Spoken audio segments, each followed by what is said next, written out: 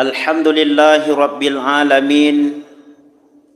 Wassalatu wassalamu ala ashrafil anbiya wal mursalin Sayyidina wa habibina Muhammadin wa ala alihi wa sahbihi ajma'in.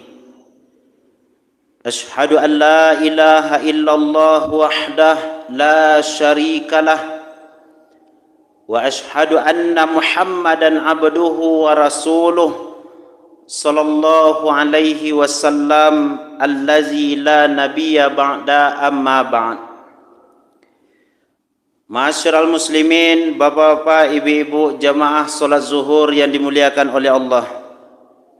Bersyukur kita kepada Allah Subhanahu wa taala dengan mengucapkan alhamdulillahi rabbil alamin.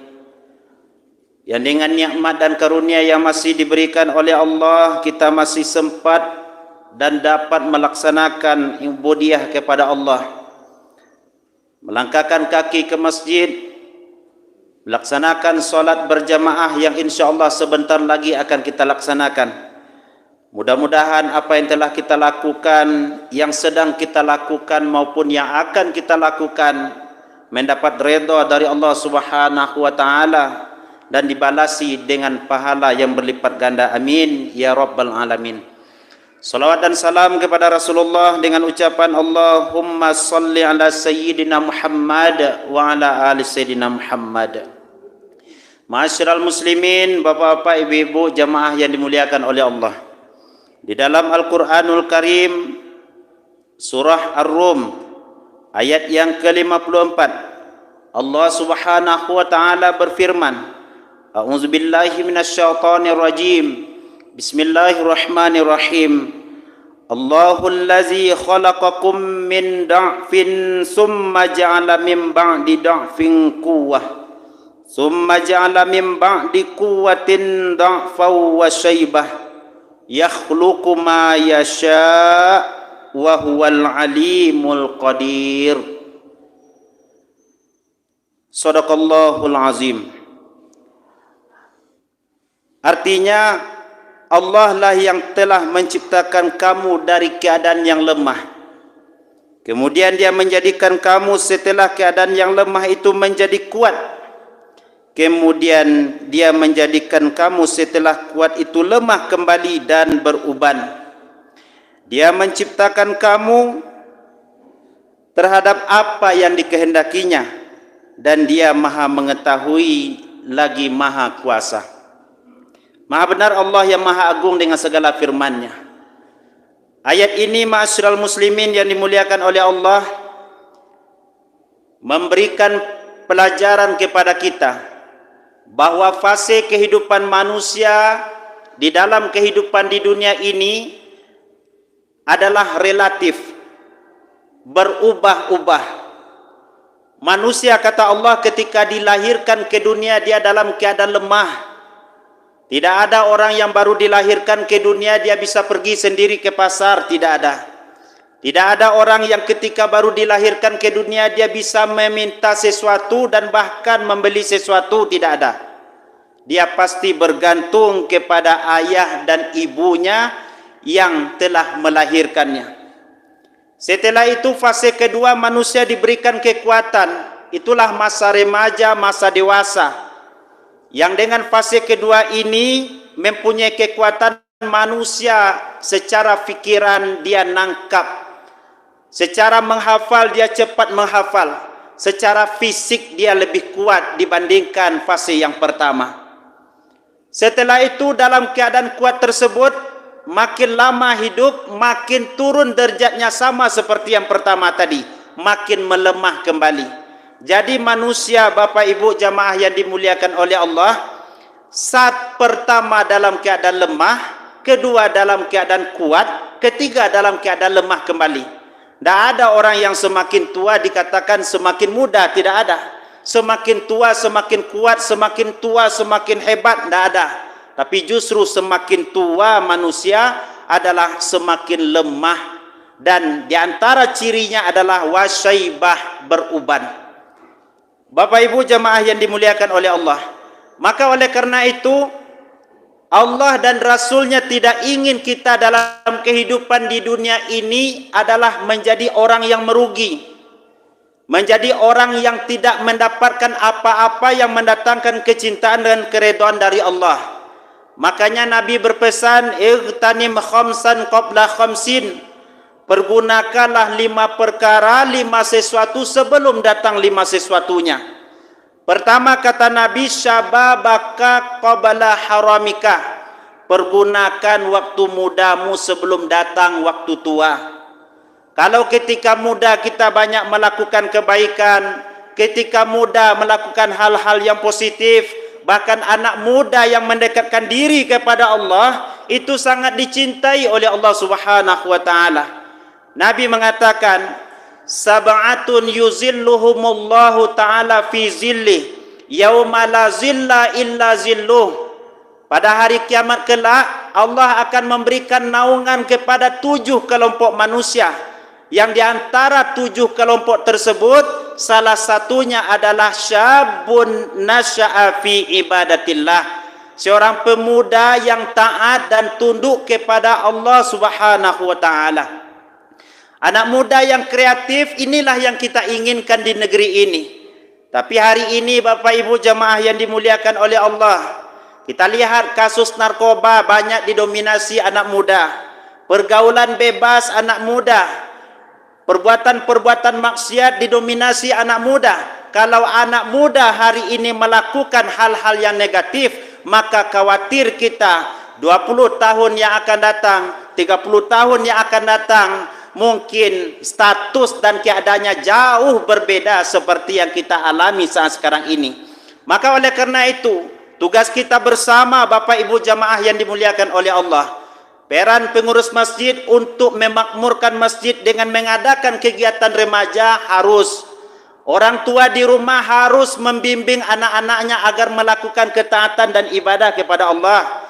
Jangan kita sampai membiarkan anak dan generasi kita menjadi generasi yang lemah.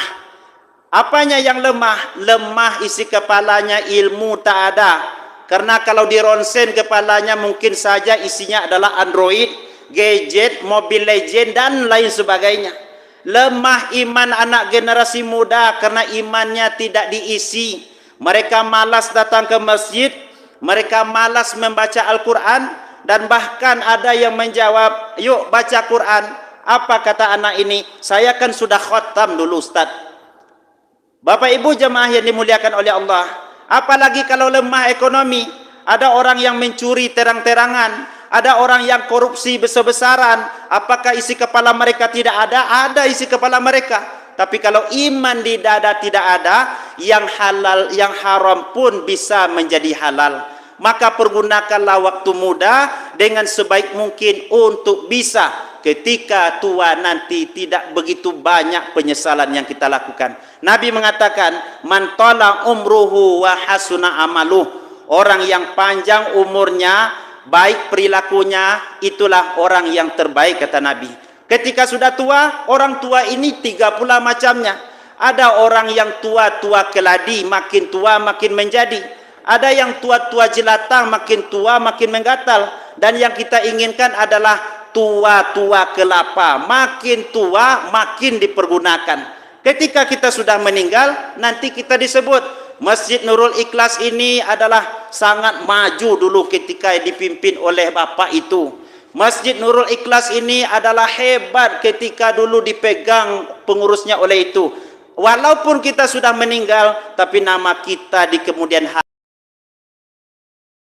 positif dan acuan bagi orang untuk senantiasa melakukan hal yang diridhai oleh Allah Subhanahu wa taala. Ini yang pertama yang harus kita lakukan, pergunakan waktu muda sebelum datang waktu tua. Yang kedua adalah wasihhataka qabla saqamika, pergunakan waktu sehat sebelum datang waktu sakit. Betapa berharganya kesehatan Bapak Ibu ketika kita sudah merasakan sakit. Betapa nikmatnya kesehatan kita rasakan ketika sakit sudah datang baru sehat terasa. Maka oleh karena itu ketika kesehatan diberikan oleh Allah, mari kita pergunakan untuk melakukan yang diredai oleh Allah Subhanahu wa taala. Ketika kita sudah sakit, maka insya-Allah kebaikan yang sudah kita tanam selama ini akan diberikan nilainya sama di sisi Allah Subhanahu wa taala. Yang ketiga, wa ghinaka qabla fakrika, pergunakanlah kekayaanmu sebelum datang waktu fakirmu. Pergunakanlah harta yang diberikan oleh Allah untuk bersedekah, berinfak sebelum di kemudian hari kita menjadi orang yang menyesal. Fayaqula rabbi laula akhwartani ila ajalin qarib fa asaddaqa wa akum minas solihin. Seseorang berkata, wahai ya Allah, wahai Tuhanku, kenapa tidak engkau tangguhkan kematianku walaupun agak sebentar?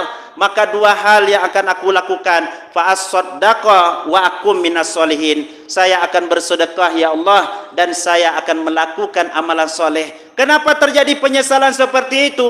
Karena waktu hidup di dunia adalah ceke kajai balapi sampilik karyang, tidak mau bersedekah, tidak peduli terhadap fakir miskin, tidak peduli terhadap anak yatim. Yang penting dirinya adalah kaya. Dan bahkan tak heran, makin kaya orang, makin pelit diberikan dalam hatinya oleh Allah Subhanahu wa taala. Inilah yang dinamakan dengan istijraj. Bapak Ibu jemaah yang dimuliakan oleh Allah. Yang keempat, wa faraghaka qabla sublika, pergunakan waktu lapang sebelum datang waktu sempit. Nabi mengatakan, ni'matani maghbunun fihi ma katsirun minan nas. Ada dua nikmat yang sering dilalaikan oleh manusia. Pertama adalah as-sihah, nikmat sehat. Yang kedua adalah al-faragh, nikmat sempat. Berapa banyak orang di luar masjid Bapak Ibu yang ada di luar area kita ini, yang mereka terkadang ada yang tidak melakukan, tidak peduli dengan panggilan Allah, padahal mereka secara fisik sehat, tubuh mereka kuat, berlari sekeliling lapang kantin 20 kali balik taluk dia. Tapi 5 meter, 10 meter, 20 meter rumah dari masjid, tidak bisa mereka datangi masjid. Ketika muda diberikan kekuatan, ketika tua nanti baru menyesal. Maka kita yang diberikan oleh Allah kesempatan untuk datang ke masjid, datang ke masjid. Ada panggilan Allah, datangi panggilan Allah. Ada hal-hal yang positif, datangilah. Ketika kita sempat, maka lakukanlah kebaikan di jalan Allah Subhanahu wa taala. Yang terakhir, untuk mensyukuri nikmat yang diberikan oleh Allah, untuk renungan dalam kehidupan kita adalah wahayataka qabla mautika, pergunakanlah hidupmu yang diberikan oleh Allah sebelum datang kematian kepadamu. Hidup di dunia ini hanya sebentar, apalagi kita umat Rasulullah. A'maru ummati ma baina sittin ila sab'in wa kalluhum mayajuzu zalika. Umur umatku antara 60 dan 70 tahun, sedikit yang lebih daripada itu. Bahkan tidak mesti menunggu tua kita mati, tak mesti menunggu sakit kita mati. Ada orang yang tertawa, sedang tertawa mati, sedang makan mati, sedang kabar alik mati, kan nikah mati. Ajal kalau sudah datang tak bisa diundur, tak bisa dicepat, tak bisa diperlambat. Karena itulah ketentuan Allah. Sebelum ajal datang, mari kita pergunakan kehidupan kita untuk berbuat sesuatu yang diredai oleh Allah dan memperbanyak ibadah di jalan Allah. Wa'bud rabbaka hatta ya'tiyakal yakin. Sembahlah Tuhanmu, beribadahlah kepada Allah sebelum datang kepadamu yakin. Yakin adalah kematian. Fa'tabiru ya ulil absar. Perbanyak maaf, billahi taufiq wal hidayah. Wassalamualaikum warahmatullahi wabarakatuh.